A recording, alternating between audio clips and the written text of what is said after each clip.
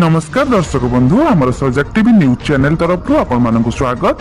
तो आज ताजा खबर जानिबा पूर्व आपण माने जदि चैनल रे नुआ अछंती सर्वप्रथम देखुचंती ताहाले चैनल टी को सब्सक्राइब करी ता पाखरे थिबा बेल आइकन को क्लिक करी ऑल नोटिफिकेशन को ऑन कर दियंतु जहा द्वारा जेबे भी जे कोनोसी लेटेस्ट ताजा खबर आपण माने आम चैनल माध्यम रे सर्वप्रथम देखि परिबे।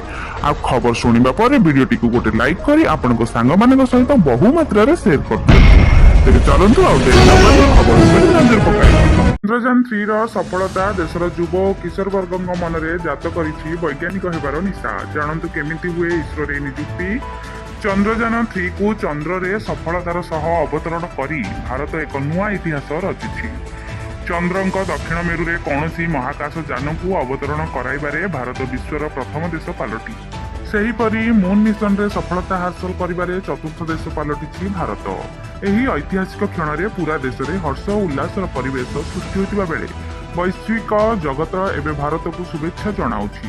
भारतर एही वैज्ञानिक सफलता परे स्कूल कॉलेज रो छात्र छात्री मनरे स्पेस साइंस और वैज्ञानिक अनुसंधान प्रति आकर्षण बढ़िछि। चंद्रपृष्ठ रे आमर चंद्रयान 3 रो अवतरण रोमांच तमाम छात्र छात्री मानकू एही क्षेत्र रे कैरियर निर्माण करबाकू प्रेरित करिछि।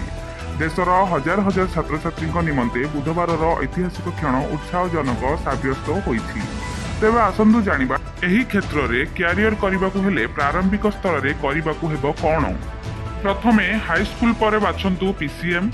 स्पेस साइंस रे कैरियर करबाकू हेले आपनकू हाई स्कूल रो ही योजना करबाकू हेबो।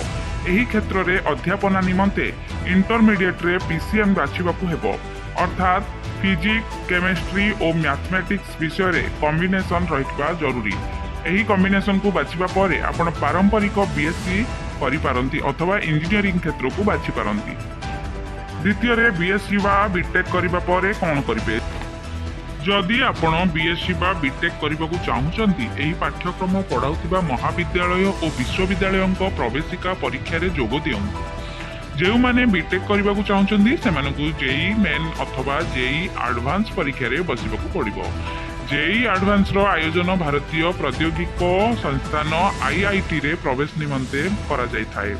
सेहीपरि जेउ माने बीएससी पढ़बाकू चाहुचंती सेमाने समस्त केंद्रीय विश्वविद्यालय और एहीपरि अन्य संस्था मानकरे एडमिशन निमंते common university entrance test CUET रे भाग नै पारंती।